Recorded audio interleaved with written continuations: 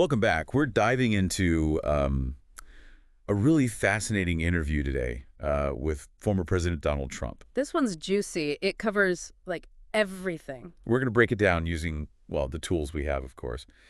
Historical parallels, future implications, all that. It's going to be fun. Our initial scan shows, well, a lot of topics, really. Time in office, views on current events, even some tangents, I'd say. And his take on UFC fighters.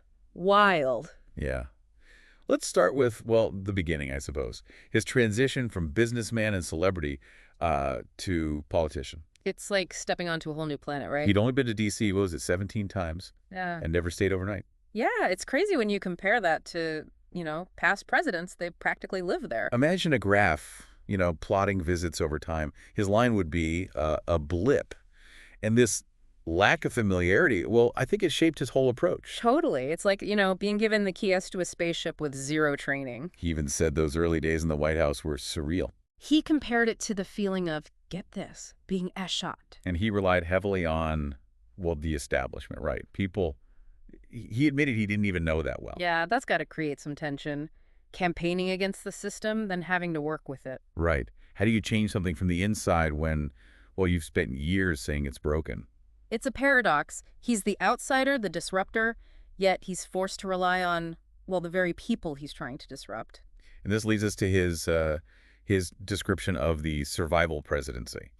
Governing and surviving were his main focuses, he says. Makes you wonder, right? What kind of impact does that constant pressure have on decision-making? He specifically mentioned, of course, the impeachment discussions. They started before he even took office. That's intense. And it fits this larger pattern, hyper-partisanship, two sides locked in this constant battle. Zero room for compromise. And the media, well, that just adds fuel to the fire. He sees it as this relentless attack, totally biased against him. Never a fair shake, he says. Especially CNN. He claims they were out to sabotage him, focusing on all the wild moments. This is where we see, the rise of alternative media playing a huge role. It's like a fractured lens. Everyone's seeing a different version of reality, and, well, it makes it really hard to know what's true. Exactly. It makes you think, where do you get your news, and how do you know, if you can trust it? Moving on, let's look at the economy. Trump highlights his tax cuts and tariffs. He calls it the greatest economy in history. The data actually paints a more nuanced picture. There was growth, sure, but also rising deficits and trade tensions. Tariffs for him were a way to protect American jobs, Put America first. It's a protectionist approach, putting domestic interests above, well, global cooperation. And he was really critical of environmental regulations, saw them as obstacles to growth. Said they were killing American energy production and costing jobs. Classic dilemma, right? Economic growth versus environmental sustainability. Can we really have both? Then the interview shifts gears into this minefield of social issues. Defunding the police, transgender athletes, immigration, the whole nine yards. It's a battlefield of values, right? Shaping not only political discourse, but also, well, our identities. And this brings us to a major flashpoint. His claims of a rigged election in 2020. Lots of allegations, irregularities, he calls them, especially in Wisconsin. He really zeroed in on that one. Unsigned ballots, ballots that weren't original copies, limited access for observers. He also has this deep distrust of mail-in ballots, thinks they're basically an invitation for fraud. It's like opening a door for manipulation, he argues.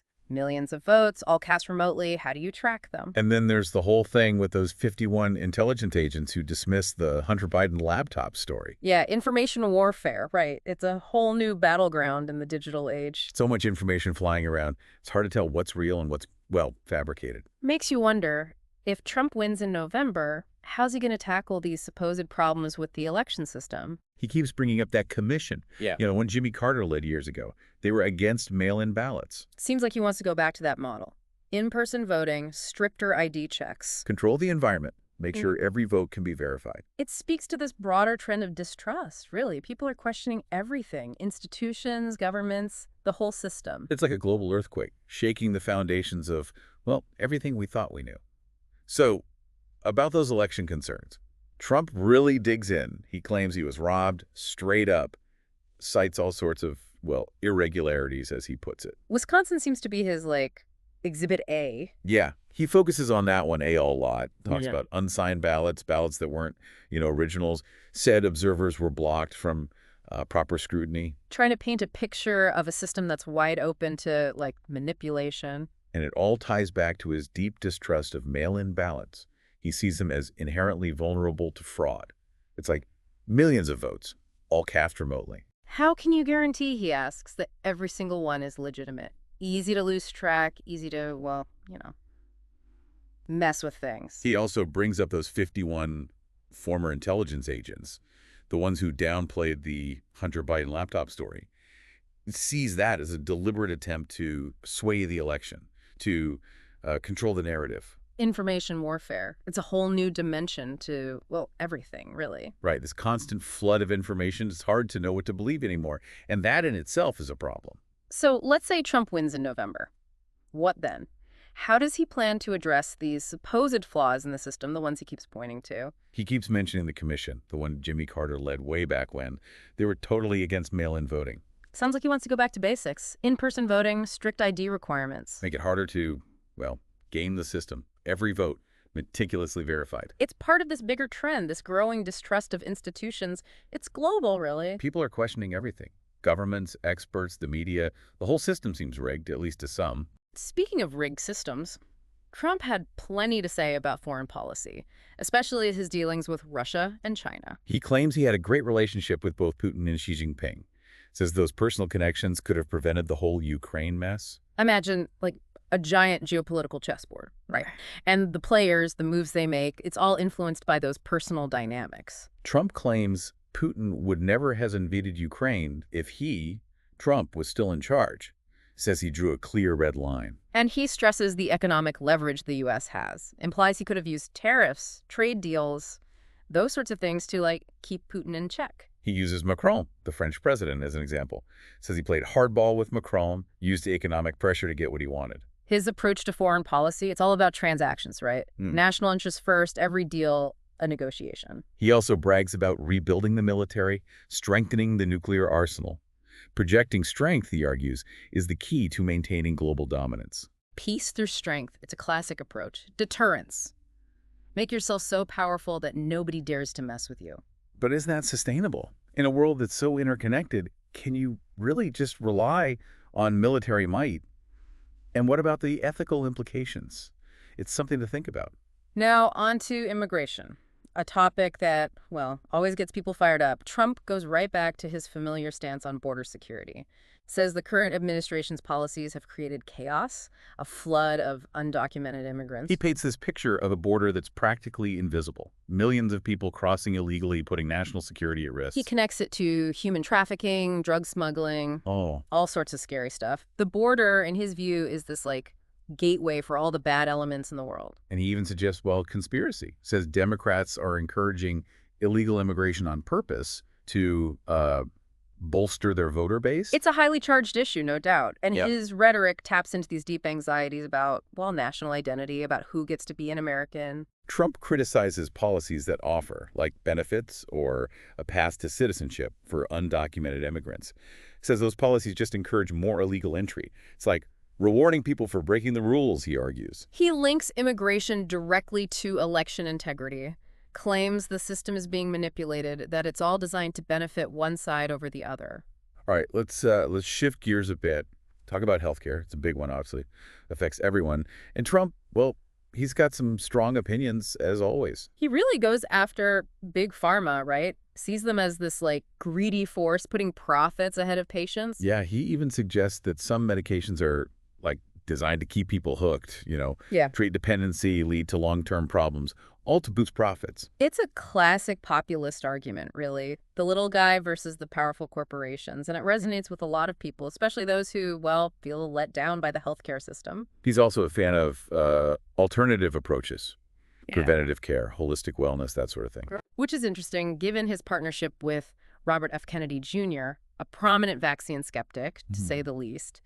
They've got this whole Make America Healthy Again initiative going on. It's a direct challenge to, like, mainstream medicine, right? Challenging conventional wisdom, pushing for different approaches. He praises Kennedy's, his willingness to speak out against, what he sees as the dangers of certain vaccines, and his focus on, like, natural health, healthy lifestyles. Trump even admits that he's caught some flack for teaming up with Kennedy. Just Big Pharma isn't happy about it. But he's standing his ground, doing what he thinks is right. It's a fascinating alliance, really. Kennedy's got some pretty controversial views, to put it mildly. Yeah, but it shows that Trump's willing to, buck the trend, align himself with people outside the mainstream. And it speaks to this larger distrust of authority, of experts, of, the establishment in general. We're seeing that everywhere, right? People are turning to alternative sources of information, questioning everything they're told. And healthcare, well, it's a prime example of that. Absolutely. It's not just about science anymore. It's about personal beliefs, individual choices, and, the freedom to decide what's best for your own body. And those freedoms are increasingly under threat, right? Different ideologies clashing, battling over fundamental questions of health and well-being. What role should the government play?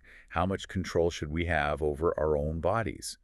These are questions we're going to be grappling with for, a long time. And as technology keeps advancing, new medical possibilities emerge. Those questions are only going to get more complex, more ethically challenging. So yeah, this interview, it was a wild ride. We covered a lot of ground, explored a lot of different perspectives. We saw Trump the politician, Trump the businessman, Trump the reality TV star. We delved into his policies, his beliefs, his anxieties, his ambitions. We analyzed the data, explored the historical context, and, tried to make sense of it all. But ultimately, it's up to you to decide what you think, to weigh the evidence, consider the arguments, and form your own conclusions. Because that's what it means to be an informed citizen, to engage with the world around you, to question, to challenge, to think for yourself. And in a world where information is constantly bombarding us from every direction. And that's more important than ever. So until next time, keep diving deep